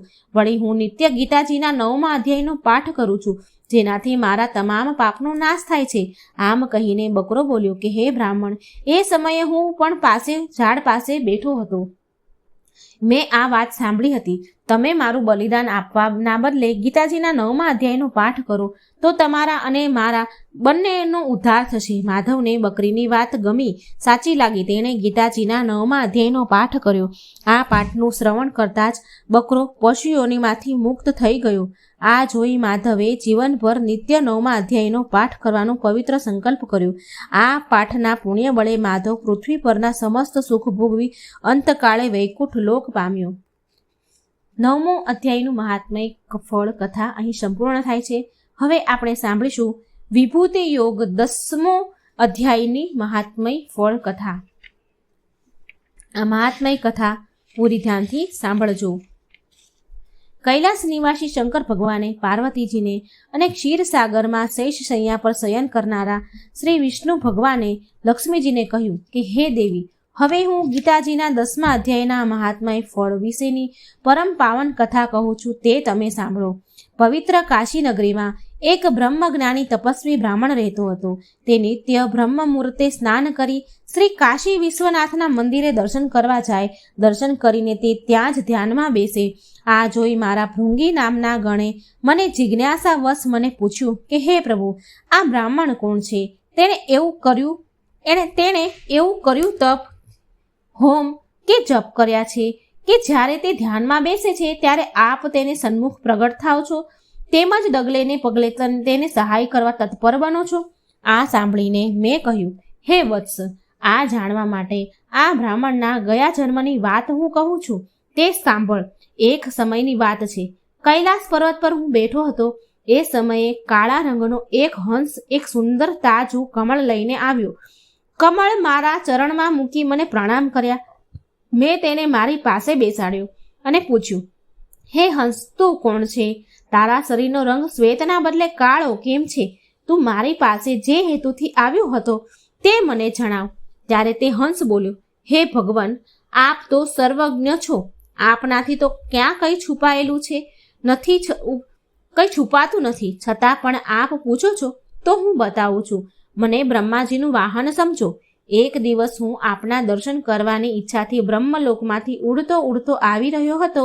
ત્યારે રસ્તામાં માન સરોવર આવ્યું અને મારી ઉડતાની ગતિ એકાએક રૂંધાઈ ગઈ. હું પૃથ્વી પર પડ્યો અને પડતા જ બેભાન થઈ ગયો. જ્યારે ભાનમાં આવ્યો ત્યારે મારું આખું શરીર કાળું થઈ ગયેલું જોયું. હું એકાએક ઉડતો અહીં કેવી રીતે પડી ગયો તે અંગે વિસ્મિત થઈ વિચારી રહ્યો હતો. ત્યાં જ સરોવરમાંથી અવાજ આવ્યો કે હે હંસ, તું આકાશ માર્ગે ઉડતા મને ઓળંગી ગયો. તે પાપના પરિણામે તું પૃથ્વી પર પડ્યો અને તારું શરીર કાળું થઈ ગયું છે. મેં અવાજની દિશામાં જોયું તો અવાજ કમળોની વચ્ચે આવેલી એક કમલિનીમાંથી આવી રહ્યો હતો. હું તેની નજીક ગયો અને પ્રદક્ષિણા કરી પૂછ્યું, તમે કોણ છો? તમે કમલિની કેમ થયા? આ સાંભળી કમલિની બોલી, મારા આ જન્મ પહેલાના 3જા જન્મે હું એક પતિવ્રતા બ્રાહ્મણી હતી. એક દિવસ હું મારી મેનાને ભણાવવા એવી લીન થઈ ગઈ કે મને મારા પતિના આગમનનું ભાન પણ ન રહ્યું. આ જોઈ પતિદેવ રોષે ભરાઈને મને શ્રાપ આપ્યો કે તું પણ મેના થઈ જા. કાળવશ મૃત્યુ પછી હું મેના જ થઈ. પતિવ્રતા હોવાના ફળરૂપે એક ઋષિના આશ્રમમાં મને આશરો મળ્યો. તે ઋષિ નિત્ય પ્રાતઃકાળે ગીતાજીના 10મા અધ્યાયનો પાઠ કરતા હતા. તે પાઠનું નિત્ય શ્રવણ કરવાથી કાલવશ મૃત્યુ બાદ હું સ્વર્ગલોકની અપ્સરા બની. મારું નામ પદ્માવતી રાખવામાં આવ્યું. એક દિવસ હું વિમાનમાં બેસી આકાશમાં વિહાર કરતી હતી. આ સરોવરે આવી. હું સ્નાન કરતા સરોવરમાં ઉતરી તેવામાં જ ત્યાં દુર્વાસા મુનિ આવી પહોંચ્યા. તેમણે મને વસ્ત્રહીન અવસ્થામાં સ્નાન કરતા જોઈ. મેં ગભરાઈને કમલીનું રૂપ ધારણ કરી લીધું. આ જોઈ દુર્વાસા મુનિએ મને શ્રાપ આપી દીધો કે તે સરોવરમાં વસ્ત્રહીન અવસ્થામાં સ્નાન કર્યાનું મહાપાપ કર્યું છે. તેથી તું આ કમલિનીના રૂપમાં જ 100 વર્ષ સુધી પડી રહે છે. હે હંસ, તું અહીં મારી પાસે ઊભો છે. એ સમયે જ દુર્વાસા મુનિએ મને આપેલ શ્રાપને 100 વર્ષ પૂરા થયા છે. આથી હું આજે તે શ્રાપમાંથી મુક્ત થાઉં છું. હવે હું ગીતાજીના 10મા અધ્યાયનો પાઠ કરું છું. તે પણ સાંભળ. તેના શ્રવણ માત્રથી તું પણ આજે જ મુક્ત થઈશ. આમ કહી કમલિનીએ સ્પષ્ટ અને મધુર વાણીમાં ગીતાજીના 10મા અધ્યાયનો પાઠ કર્યો અને તે મુક્ત થઈ વિષ્ણુ લોકમાં ગઈ. પરંતુ આપના દર્શન કરવા માટે જ હું તે આપેલા આ ઉત્તમ કમળને લઈને અહીં આવ્યો છું. આટલી કથા મને સંભળાવી તે હંસે પોતાના શરીરનો ત્યાગ કરી દીધો. આ એક અદ્ભુત ઘટના હતી. તે હંસ જ નવા જન્મે આ બ્રાહ્મણ રૂપે જન્મ્યો. ગત જન્મના પુણ્યના બળે પરિણામે આ જન્મે તે બ્રહ્મજ્ઞાની થયો. ગીતાજીના 10મા અધ્યાયનો નિત્ય પાઠ કરવાથી તે નિત્ય મારા દર્શન કરી શકે છે. હે પાર્વતી, આ પ્રમાણે મેં ભૃંગીગણને આ પાપનાશક કથા કહી હતી અને આજે તે કથા મેં તમને કહી સંભળાવી છે. આવું મહાન છે ગીતાના 10મા અધ્યાયનું મહાત્મય ફળ. અહીં 10મા અધ્યાયનું મહાત્મય ફળ પૂરું થયું. હવે આપણે સાંભળીશું ગીતાજીના 11મા અધ્યાયનું મહાત્મય ફળ. વિશ્વરૂપ દર્શન યોગ આ 11મા અધ્યાયનું નામ છે. 11મા અધ્યાયનું મહાત્મય ફળ. શ્રી શંકર ભગવાને પાર્વતીજીને અને વિષ્ણુ ભગવાને લક્ષ્મીજીને કહ્યું કે હવે હું ગીતાજીના 11મા અધ્યાયનું મહાત્મય કહું છું, તે તમે સાંભળો કે જેના શ્રવણ માત્રથી મહાન પાપીઓ પણ પોતે કરેલ પાપોમાંથી છૂટી મોક્ષ પામે છે. પૂર્વકાળે વિવાહ મંડપ નામના એક નગરમાં હોલિકા નામનો એક ખેડૂત બ્રાહ્મણ રહેતો હતો. તે ખેતરની ચોકીદારી કરીને પોતાનું પેટ ભરતો હતો. એક દિવસની વાત છે. બપોરનો સમય હતો. તે ખેતરની ચોકીદારી કરી રહ્યો હતો. તેવામાં એક મુસાફર ત્યાંથી નીકળ્યો. તે સમયે એક અત્યંત ભૂખ્યો ગીધ તે મુસાફર પર તૂટી પડ્યો અને પોતાના તીક્ષ્ણ ન્યોર નખોથી તેને ચાંચ વડે મુસાફરને ફાડી નાખ્યો અને ખાધું. આરામ કરતો હોલિકા આ બધું જ જોઈ રહ્યો હતો. તેણે ધાર્યું હોત તો મુસાફરને બચાવી શક્યો હોત, પણ મારે શું એમ વિચારીને તે ઊભો પણ ન થયો. એટલામાં જ એક મહાત્મા ત્યાંથી પસાર થયા.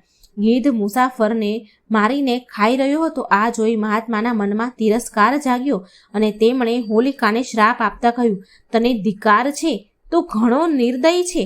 તું રાક્ષસથી ઓછો નથી, માટે તું રાક્ષસ થઈ જા. આ શ્રાપ સાંભળતા જ બ્રાહ્મણ ગભરાઈને કરગરવા લાગ્યો. મહાત્માને દયા આવી. તે બોલ્યા, જ્યારે કોઈ ગીતાજીના 11મા અધ્યાયનો પાઠ કરી તેનું મંત્રેલું જળ તારા મસ્તક પર છાંટશે, ત્યારે તને આ શાપમાંથી મુક્તિ મળશે. આમ કહી મહાત્મા ચાલ્યા ગયા. શાપના કારણે રાક્ષસ બનેલો બ્રાહ્મણ ગામના લોકોને પકડીને ખાવા લાગ્યો.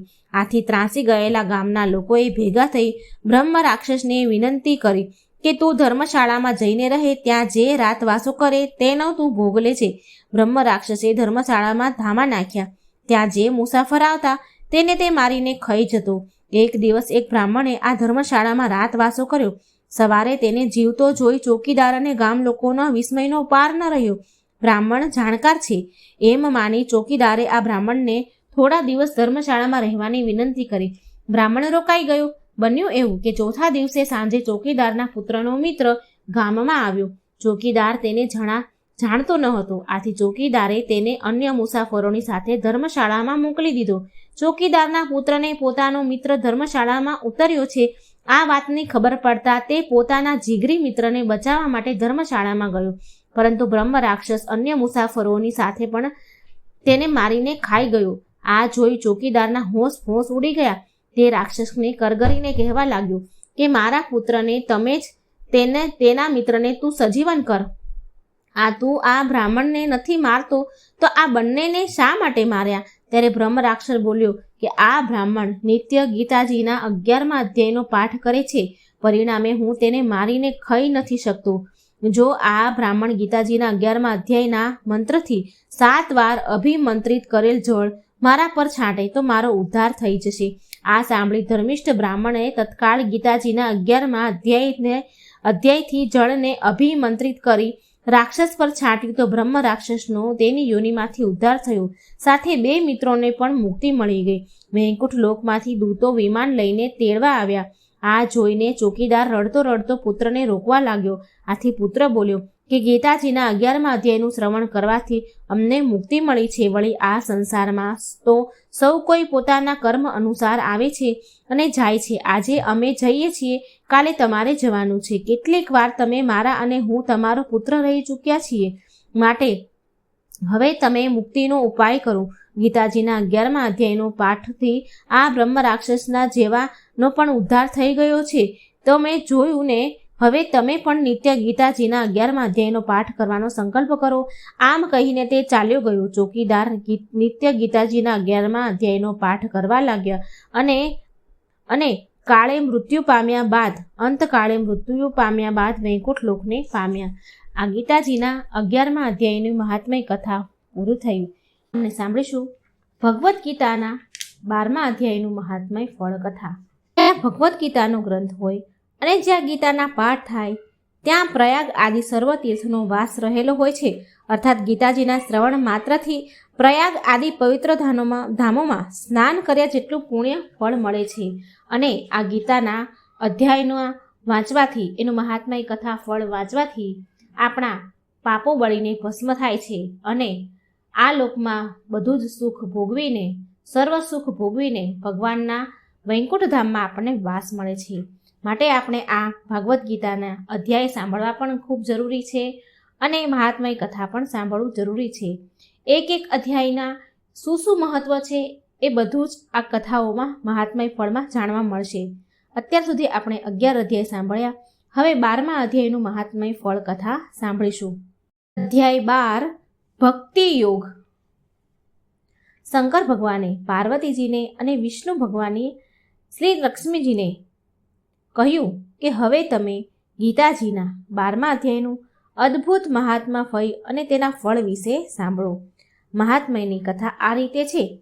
કોલ્હાપુર નગરમાં રાજા બૃહદર્થ નામે ઘણો જ શક્તિશાળી રાજા રાજ કરતો હતો. તેણે અનેક વિજય મેળવ્યા હતા. એકવાર તેણે પોતાના સર્વોપરિતા પુરવાર કરવા અશ્વમેઘ યજ્ઞ આદર્યો.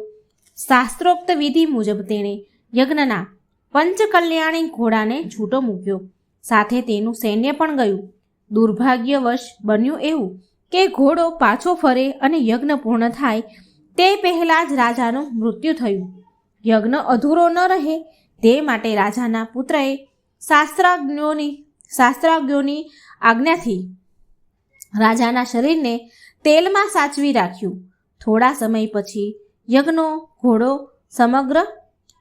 ઘોડો સમગ્ર પૃથ્વી પર વિજય પ્રાપ્ત કરીને પાછો ફર્યો. પરંતુ યજ્ઞ પૂર્ણ થાય તે પહેલાં કોઈએ તે ઘોડાને ચોરી ગયું. સમગ્ર રાજ્યમાં તો હાહાકાર મચી ગયો.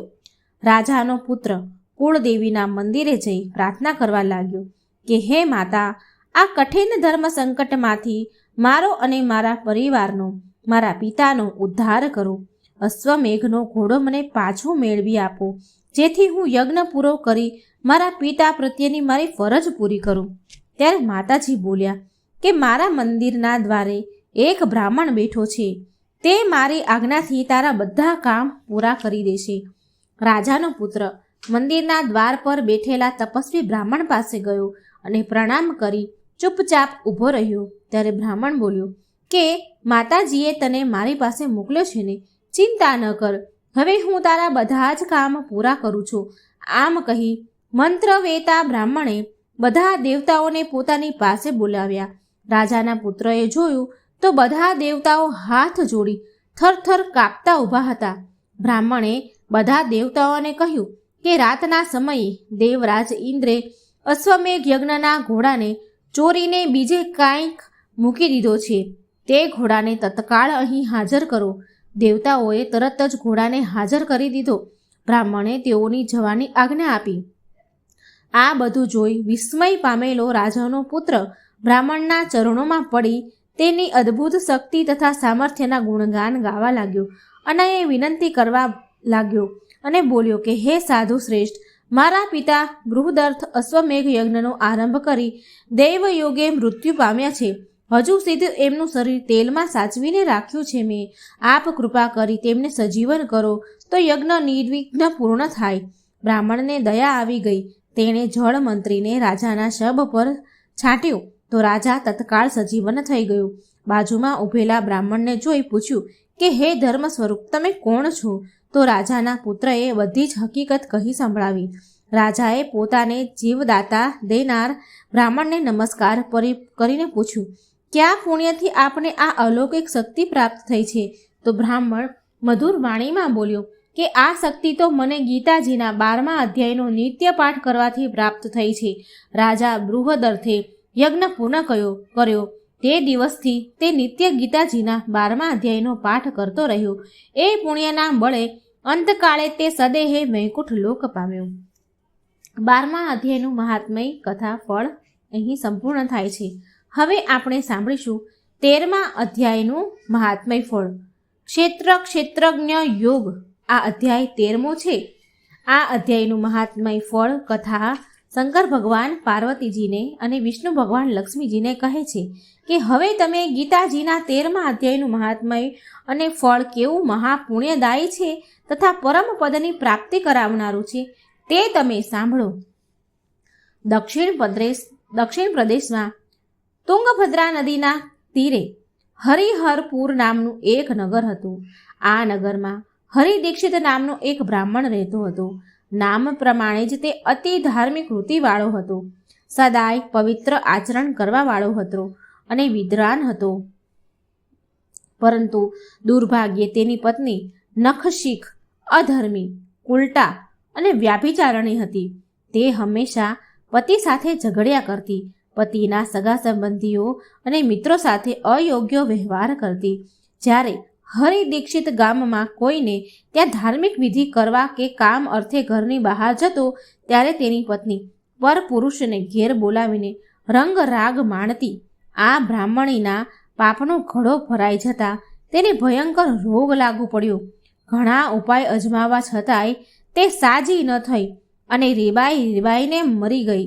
યમરાજના દૂતો તે પાપિનીને સંયમની પુરીમાં લઈ ગયા. ત્યાં તે યમરાજાની આજ્ઞાથી ઘણા સમય સુધી ઘોર નરકાયતાના ભોગવતી સબળતી રહી.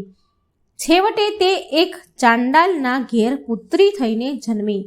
જાત જાતની મુસીબતો વેઠતી તે મોટી થવા લાગી. પૂર્વજન્મના અભ્યાસથી તે આ જન્મમાં પણ પાપ કર્મોમાં જ પ્રવૃત્ત રહેતી હતી. એક દિવસની વાત છે. એક ધર્મનિષ્ઠ બ્રાહ્મણના ઘેર ધાર્મિક મહોત્સવ હતો. ત્યાં બ્રહ્મ ભોજન પણ હતું. ચાંડાલણી વધ્યું ઘટ્યું ખાવાનું લેવા માટે ત્યાં ગઈ અને બારણે આરામથી બેઠી. ત્યાં ઊંચા અવાજે થઈ રહેલા ગીતાજીના 13મા અધ્યાયના પાઠનું એકાગ્રચિત્તે શ્રવણ કરવા લાગી. બન્યું એવું કે એકાએક ચાંડાલણીને ગભરામણ થતાં તેનું હૃદય બંધ પડી ગયું અને તે ત્યાં જ મૃત્યુ પામી. તેને ઢળી પડેલી જોઈ ઉત્સવમાં ભાગ લેવા આવેલા બધા જ ત્યાં એકઠા થઈ ગયા. ચાંડાળો પણ ચાંડાલણીના શબને લેવા આવી પહોંચ્યા. ત્યાં જ બધાના વિસ્મય વચ્ચે આકાશમાંથી એક વિમાન આવ્યું. તેમાંથી દેવાંગનાઓ ઉતરી અને ચાંડાલણીને ઉત્તમ વસ્ત્ર અલંકારો સજાવવા લાગી. આ જોઈ બધા વિસ્મયનો પાર ન રહ્યો. બધાને જેના ઘેર ઉત્સવ હતો તે બ્રાહ્મણ દેવાંગનાઓને પૂછવા લાગ્યો કે તમે કોણ છો અને આ ચાંડાલણીને ક્યાં લઈ જાઓ છો? ત્યારે દેવાંગનાઓ બોલી કે અમે વિષ્ણુલોકથી દેવાંગનાઓ છીએ. આજે આ ચાંડાલણીએ ગીતાજીના 13મા અધ્યાયનું અનાયસે પરંતુ એકાગ્રચિત્તે શ્રવણ કર્યું હોવાથી તેના આજ સુધીના પાપો નાશ પામ્યા છે. તેનો ઉદ્ધાર થયો છે. અમે તેને વૈકુંઠમાં લઈ જઈએ છીએ. દેવાંગનાઓ ચાંડાલણીને લઈને વૈકુંઠ લોકમાં ગઈ. આ જોઈ ત્યાં હાજર હતા તે બધા જીવનભર ગીતાના 13મા અધ્યાયનો પાઠ કરવાનો પવિત્ર સંકલ્પ કર્યો. આ પ્રમાણે શંકર ભગવાને પાર્વતીજીને કથા સંભળાવી અને કહ્યું, હે દેવી, જેઓ નિત્ય 13મા અધ્યાયનો પાઠ કરે છે તે મૃત્યુ બાદ સદગતિ પામી વૈકુંઠ લોકમાં જાય છે. હવે આપણે સાંભળીશું અહીં 13મા અધ્યાયની મહાત્મય કથા પૂરી થઈ. હવે આપણે સાંભળીશું અધ્યાય 14મો, ત્રિગુણ વિભાગ યોગ. આ 14મા અધ્યાયનું મહાત્મય ફળ અને કથા શંકર ભગવાન પાર્વતીજીને અને વિષ્ણુ ભગવાન લક્ષ્મીજીને કહે છે કે હવે તમે સંસારના બંધનોમાંથી મુક્તિ અપાવનાર ગીતાજીના 14મા અધ્યાયનું મહાત્મય ફળ તમે સાંભળો. મહારાષ્ટ્ર પ્રદેશમાં પ્રદ્યુતક નામના મહાનગરમાં બ્રહ્મદત્ત નામનો એક અતિ પવિત્ર અને ધર્મનિષ્ઠ બ્રાહ્મણ રહેતો હતો. તે જેટલો ધાર્મિક અને પરમાર્થી હતો એટલી જ તેની પત્ની વિલોભના દુરાચારી હતી. તેની કર્કશ વાણીના તીર બ્રાહ્મણના હૃદયને વીંધી નાખતા વ્યાભિચારી પત્નીના કાળા કરતૂતોથી ત્રાસી ગયેલો બ્રાહ્મણ તેને બહુ જ સમજાવતો, પણ તેની પત્ની કશું જ કાને ન ધરે. એક દિવસ બ્રાહ્મણને એવો ક્રોધ ચડ્યો કે તેણે દુરાચારી પત્નીનું ગળું દબાવીને મારી નાખી. દુરાચારી બ્રાહ્મણી પોતાના પ્રાપ્ત કૃત્યોના કારણે નરક યાતના ભોગવવા માંડી. ભોગવ્યા બાદ એક રાજાના મહેલમાં કૂતરી રૂપે જન્મી. રાજાએ કૂતરીને પોતાની સાથે શિકારે લઈ જતો. બીજી બાજુ બ્રાહ્મણ પણ પોતે કરેલા સ્ત્રી હત્યાના પાપને યાદ કરીને રીબાવા લાગ્યો. મરણ પછી તે સસલાનો અવતાર પામ્યો અને વનમાં રહેવા લાગ્યો. એક દિવસ રાજા શિકાર કરવા નીકળ્યો. સાથે પેલી કૂતરીને પણ લીધી. જંગલમાં સસલાનું ઝુંડ જોતા રાજાએ કૂતરીને છૂટી મૂકી દીધી. કૂતરી સસલાના ઝુંડ પાસે આવી. એક સસલાના રૂપમાં રહેલા પોતાના પૂર્વજન્મના પતિને જોયો. તત્કાળ તેણે બદલો લેવાનો નિશ્ચય કર્યો. તેણે બીજા સસલાઓને સામે નજર પણ કર્યા વગર તે સસલાની પાછળ દોડી. સસલો જીવ બચાવવા દોડ્યો, પરંતુ જનૂનને ભરાયેલી કૂતરીએ તેનું ગળું પકડી લીધું. સસલો પણ પોતાના પૂર્વજન્મની પત્નીને ઓળખી ગયો, એટલે મહાપ્રયાસે ગળું છોડાવીને જીવ બચાવવા ભાગવા લાગ્યો.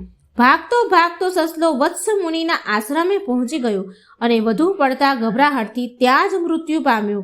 કૂતરી પણ આશ્રમે આવી પહોંચી. સસલાને મરેલો જોઈ તે પાછી ફરવા જતી હતી ત્યાં જ એક વૃક્ષની મોટી ડાળી ખરીને તેની ઉપર પડી. તે તરફડતી સસલાની બાજુમાં જ જઈને મૃત્યુ પામી. કૂતરીની પાછળ રાજા પણ ત્યાં આવી પહોંચ્યો. એ વખતે આશ્રમમાંથી એક તપસ્વી બહાર આવ્યા અને એક પથ્થર પર પોતાના ચરણ ધોવા લાગ્યા. આ જળનો રેલો મૃત્યુ પામેલા સસલો અને કૂતરીને સ્પર્શતા જ બંનેનો ઉદ્ધાર થયો. આ જોઈ વિસ્મિત થયેલા રાજાએ મુનિને પ્રણામ કરી પૂછ્યું કે નીચી યોનિમાં જન્મેલા આ બંને પ્રાણીઓ જ્ઞાનહીન હોવા છતાં સ્વર્ગમાં ગયા, એનું કારણ શું? તો મુનિ બોલ્યા કે હું ગીતાજીના 14મા અધ્યાયનો નિત્ય પાઠ કરું છું. તેના પુણ્ય પ્રતાપે મારા ચરણ ધોયેલા જળનો સ્પર્શ થતાં આ બંને અધમ જીવો મુક્ત પામ્યા છે. આ સાંભળી રાજા ઘણો પ્રસન્ન થયો અને નિત્ય ગીતાજીના 14મા અધ્યાયનો પાઠ કરવા લાગ્યો. આ પાઠના પુણ્ય બળે રાજા પણ કાળે મૃત્યુ પામ્યા બાદ વૈકુંઠ લોકને પામ્યા. અહીં 14મો અધ્યાયનો મહાત્મય કથા ફળ પૂરું થાય છે. હવે આપણે સાંભળીશું 15મા અધ્યાયનું મહાત્મય કથા મહાત્મય ફળ. અધ્યાય 15 પુરુષોત્તમ યોગ. આ પુરુષોત્તમ યોગની મહાત્મય કથા ફળ શંકર ભગવાન પાર્વતીજીને અને શ્રી વિષ્ણુ ભગવાન લક્ષ્મીજીને કહે છે કે હે દેવી, હવે તમે આત્માનો ઉદ્ધાર કરી સદગતિ અપાવનારા ગીતાજીના 15મા અધ્યાયનું મહાત્મય ફળ વિશે સાંભળો. પૂર્વકાળે ગૌડા દેશમાં નૃસિંહ નામનો એક મહાપરાક્રમી રાજા રાજ કરતો હતો. તેનો મંત્રી ઈર્ષાળુ સ્વભાવનો હતો. રાજાને સ્વર્ગ સમાન સુખ વૈભવ ભોગવતો જોઈ તેને વિચાર કર્યો કે જો હું રાજકુમારો સહિત રાજાને મારી નાખું અને ખુદ રાજા બની જાઉં તો મને પણ આ વૈભવ ભોગવવા મળે. પછી તો મંત્રી રાત દિવસ રાજાને મારી નાખવાના જ વિચાર કરવા લાગ્યો. એક અંધારી રાતે મંત્રીએ રાજાને મારી નાખવા માટે મહેલ તરફ જઈ રહ્યો હતો. ત્યારે અંધારામાં તેનો પગ એક સાપ પર પડ્યો. સાપે દંશ દેતા તત્કાળ મંત્રી મૃત્યુ પામ્યો. બીજા જન્મે આ મંત્રી સિંહ દેશમાં ઘોડા રૂપે જન્મ્યો. તે ગુણોમાં અશ્વરાજ ઉચ્ચસ્રવા સમાન મહાતેજસ્વી હતો. જોગાનું જોગ તે ઘોડાને નૃસિંહ રાજાએ એક સોદાગર પાસેથી મોં માંગી કિંમત આપી ખરીદી લીધો. એક દિવસ રાજા તે ઘોડા પર બેસીને શિકાર કરવા જંગલમાં ગયો. શિકારની શોધમાં મધ્યાહન થઈ ગયો. શિકાર ન મળવાથી નિરાશ થયેલો રાજા ભૂખ તરસથી વ્યાકુળ બની ગયો.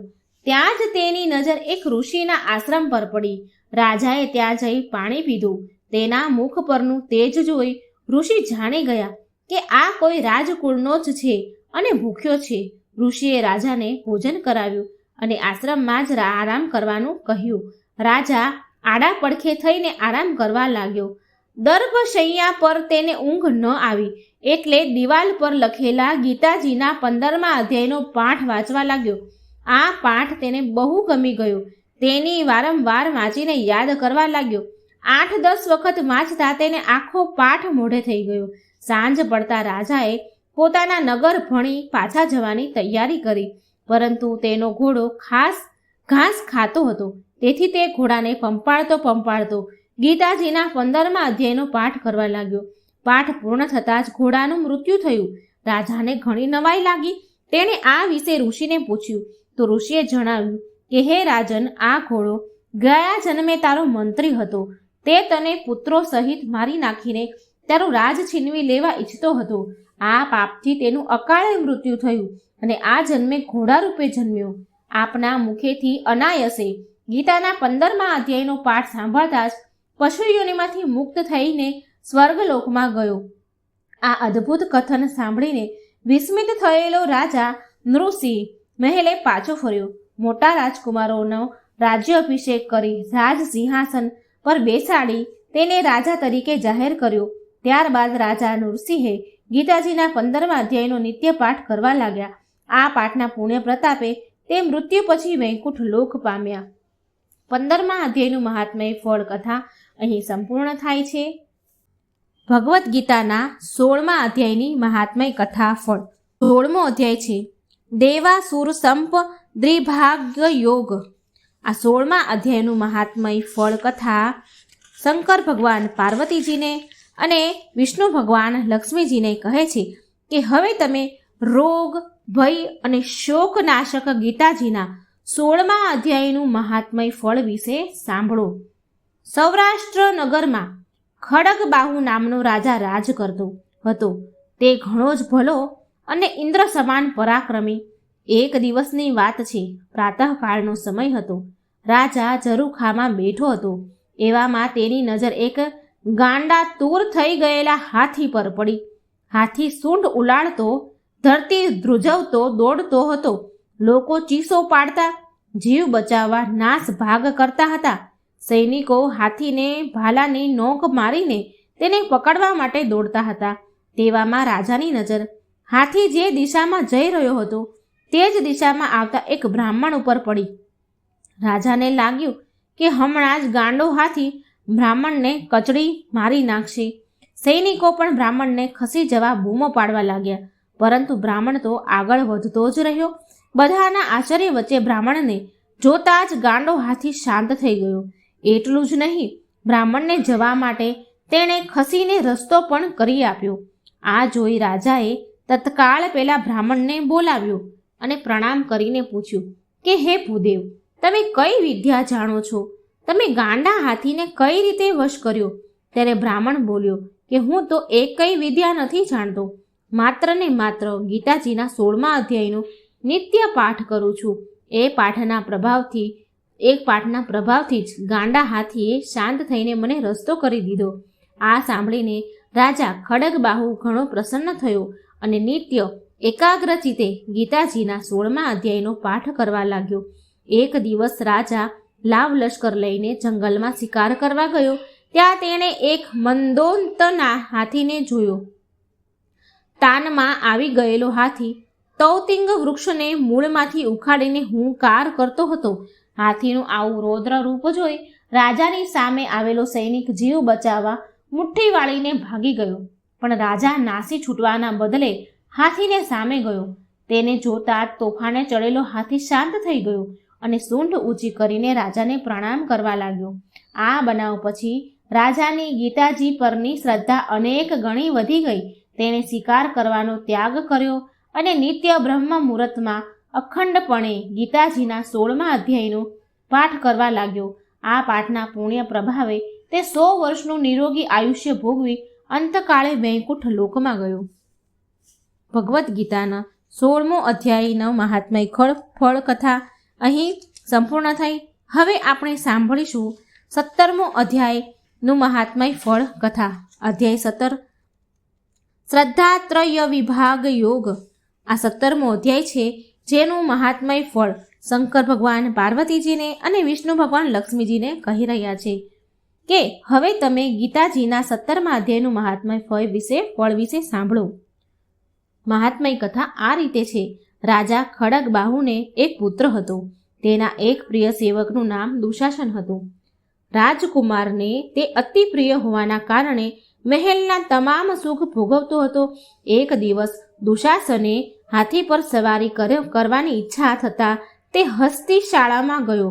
હસ્તિશાળાની રખેવાળી કરતા મહાવતે તેને હાથી ઉપર સવારી ન કરવા અંગે બહુ સમજાવ્યો, છતાં દુશાસન માન્યો નહીં. તે હાથી પર સવાર થઈ ગયો અને જોર જોરથી મોટા અવાજે બોલવા લાગ્યો. હાથી ક્રોધે ભરાયો અને ગાંડો તૂર થઈ ડોલવા લાગ્યો. હાથી પર બેઠેલો દુશાસન સમતોલન ગુમાવી બેઠો અને જમીન પર પડ્યો. હાથીએ તેને સૂંઢમાં લપેટીને ગોળ ગોળ ફેરવી ઊંચે ઉછાળ્યો. જમીન પર પડતા જ તે મૃત્યુ પામ્યો. આ દુશાસન બીજા જન્મે હાથીનો અવતાર પામ્યો. સિંહલ દ્વીપના રાજાએ આ હાથી ખડગબાહુના પુત્રને ભેટ આપ્યો. હાથી અહીં સૌરાષ્ટ્ર નગરમાં પાછો આવતા જ તેને પોતાનો પૂર્વજન્મ યાદ આવી ગયો. મહેલમાં ભોગવેલા સુખ વૈભવ યાદ આવ્યા. હાથી બનેલો દુશાસન મનોમન એવો ઉદ્વિગ્ન રહેવા લાગ્યો કે તેણે ખાવા પીવાનું છોડી દીધું. આથી તે માંદો પડી ગયો. ઘણા ઉપચાર કરવા છતાં તે સાજો ન થયો. એક દિવસ એક બ્રહ્મજ્ઞાની બ્રાહ્મણ રાજાના દરબારમાં આવ્યા.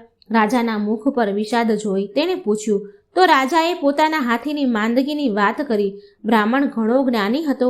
તે તત્કાળ રાજાને લઈને હાથી પાસે ગયો અને ત્યાં તેણે ગીતાજીના 17મા અધ્યાયનો પાઠ કર્યો. પછી મંત્રેલું જળ હાથી ઉપર છાંટ્યું તો તેનો પશુ યોનિમાંથી ઉદ્ધાર થયો. તેને લેવા વિષ્ણુના દૂતો વિમાન લઈને આવ્યા. હાથીને આવી પરમ મુક્તિ મળેલી જોઈ વિસ્મિત થયેલા રાજાએ બ્રાહ્મણને આ વિશે પૂછ્યું તો બ્રાહ્મણ બોલ્યો કે હું નિત્ય શ્રદ્ધાપૂર્વક ગીતાજીના 17મા અધ્યાયનો પાઠ કરું છું. આ પાઠ દ્વારા મંત્રેલું જળ હાથી ઉપર છાંટવાથી જ તેનો ઉદ્ધાર થયો છે. આ જોઈ રાજા ખડગબાહુ પણ નિત્ય ગીતાજીના 17મા અધ્યાયનો પાઠ કરવા લાગ્યા. આ પાઠના પુણ્ય બળે તે પૃથ્વી પરના સર્વ સુખ ભોગવીને અંતકાળે સદેહે વૈકુંઠ લોક પામ્યા. 17મા અધ્યાયનું મહાત્મય ફળ કથા અહીં સંપૂર્ણ થઈ. હવે આપણે સાંભળીશું છેલ્લો 18મો અધ્યાયનો મહાત્મય ફળ કથા. અધ્યાય 18 મોક્ષ સંન્યાસ યોગ. આ મહાત્મય ફળ કથા શંકર ભગવાન પાર્વતીજીને અને વિષ્ણુ ભગવાન લક્ષ્મીને કહી સંભળાવે છે. શંકર ભગવાન પાર્વતીજીને કહે છે અને વિષ્ણુ ભગવાન લક્ષ્મીજીને કહે છે કે ગીતાજીના 18મા અધ્યાયનું મહાત્મય ફળ વિશે સાંભળો કે જે વેદોથી પણ ઉત્તમ છે, સર્વ શાસ્ત્રો માટે સર્વસ્વ છે, તેમજ સંસારના દુઃખોથી ઝાડને છિન્ન ભિન્ન કરનાર છે. સિદ્ધ પુરુષો માટે આ પરમ રહસ્યની વસ્તુ છે. મેરુ પર્વતના શિખર પર અમરાવતી નામની એક દેવતાઓની રમણીય નગરી છે. તેને પૂર્વકાળમાં વિશ્વકર્માએ બનાવી હતી. આ નગરીનો રાજા ઇન્દ્ર તેની પત્ની સચી સાથે રહેતો હતો. એક દિવસની વાત છે. ઇન્દ્ર દરબાર ભરીને બેઠા હતા. એવામાં જ ઇન્દ્રએ જોયું કે વિષ્ણુ ભગવાનના દૂતો એક અદ્ભુત પુરુષને લઈ આવી રહ્યા છે. તે પુરુષને 1000 આંખો હતી. વળી તેના મુખ પર સૂર્ય સમાન તેજ હતું. ઇન્દ્ર તે 1000 આંખોવાળા પુરુષનું તેજ જીરવી ન શકતા મણિમય સિંહાસન પરથી પડી ગયો અને બેભાન થઈ ગયો. આથી ઇન્દ્રના સેવકોએ દેવલોકના સામ્રાજ્યનો મુંગટ તે અદ્ભુત પુરુષના મસ્તક પર મૂકી તેને સિંહાસન પર બેસાડ્યો. પછી તો સ્વર્ગના નવા રાજાની ખુશાલીમાં દિવ્ય ગીતો ગવાયા. દિવાંગનાઓની સાથે દેવતાઓ તેની આરતી ઉતારવા લાગ્યા. ઋષિઓએ વેદ મંત્રોનો ઉચ્ચારણ કરી તેને આશીર્વાદ આપ્યા. ગંધર્વો મધુર સ્વરમાં મંગલમય ગીતો ગાવા લાગ્યા. કિન્નરો સંગીતના કર્ણપ્રિય સૂર વહાવા લાગ્યા અને અપ્સરાઓ મનોરમ નૃત્ય કરવા લાગી. જ્યારે ઇન્દ્ર ભાનમાં આવ્યો ત્યારે તેને જાણ થઈ કે ઇન્દ્રનું ઇન્દ્રાસન છીનવાઈ ગયું છે. હવે તે સ્વર્ગનો અધિપતિ રહ્યો નથી. તેને વિષ્ણુ ભગવાન પાસે જઈને ફરિયાદ કરી, હે પ્રભુ, મારાથી એવો કયો અપરાધ થયો કે મારું ઇન્દ્રાસન મારે છોડવું પડ્યું? પૂર્વકાળે મેં 100 યજ્ઞનું અનુષ્ઠાન કરી તમને પ્રસન્ન કરીને આ સ્વર્ગાધિપતિનું પદ પ્રાપ્ત કર્યું હતું. પરંતુ તે પુરુષે એવું તે કયું કર્મ કર્યું છે કે તેનું પુણ્ય બળ મારા કરતાં પણ વધી ગયું અને આજે દેવલોકનો અધિપતિ બની ગયો છે? ત્યારે વિષ્ણુ ભગવાને કહ્યું કે હે ઇન્દ્ર, તે અદ્ભુત પુરુષ નિત્ય ગીતાજીના 18મા અધ્યાયનો 100 પાઠ અત્યંત શ્રદ્ધાપૂર્વક કરે છે. આ પાઠનું પુણ્ય સર્વ પુણ્યોમાં શિરોમણી છે. તેથી તેનું પુણ્ય બળ વધી જતા તે દેવલોકનો અધિપતિ થયો છે. તમે પણ નિત્ય ગીતાજીના 18મા અધ્યાયનો પાઠ શ્રદ્ધાપૂર્વક કરશો તો તેના પુણ્ય બળે અવશ્ય તમને ઇન્દ્રાસન પાછું મળશે.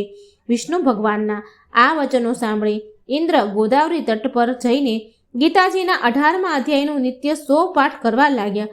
ધીરે ધીરે ઇન્દ્રનું પુણ્ય બળ વધતું ગયું. એક દિવસ સહસ્ત્ર આંખોવાળો પુરુષ ઇન્દ્ર પાસે આવ્યો અને તેને ઇન્દ્રાસન સ્વીકારી લેવાની વિનંતી કરતા બોલ્યો કે મને ઇન્દ્રાસન કરતાં વૈકુંઠ વધુ પ્રિય છે. આ તો તમને ગીતાજીના 18મા અધ્યાયનું મહાત્ફળ જણાવવા માટે હું ઇન્દ્રાસન પર આરૂઢ થયો હતો. જો તમે નિત્ય ગીતાજીના 18મા અધ્યાયનો શ્રદ્ધાપૂર્વક પાઠ કરતા રહેશો તો કોઈ તમારું ઇન્દ્રાસન છીનવી નહીં શકે. આમ કહી ઇન્દ્રને ઇન્દ્રાસન સોંપી તે અદ્ભુત પુરુષ વૈકુંઠ લોકમાં ચાલ્યો ગયો. હે પાર્વતી, જે મનુષ્ય શ્રદ્ધાપૂર્વક આ પાઠનું શ્રવણ કરે છે તે સમસ્ત યજ્ઞો કર્યાનું ફળ પામી અંતકાળે વૈષ્ણુ ભગવાનના વૈકુંઠ લોકમાં જાય છે. તો મિત્રો, અહીં આપણે હવે ભગવદ્ ગીતાના 18 અધ્યાયની મહાત્મય કથા સાંભળી અને આ કથા સાંભળવાનું ખૂબ પુણ્ય છે. આપણા સર્વ પાપો બળી, ગમે તેવા જઘન્ય પાપ હોય એ બળીને ભસ્મ કરે છે. માટે આ અધ્યાયોને સાંભળી અને આપણું જીવન સાર્થક કરીએ. આ મરણના જીવતાના જે ફેરા છે એ આપણે ટાળીએ અને ભગવાનના વૈકુંઠ ધામ જઈએ. માટે આ અધ્યાય જરૂર સાંભળજો. જય શ્રી કૃષ્ણ. રાધે રાધે. Thank you.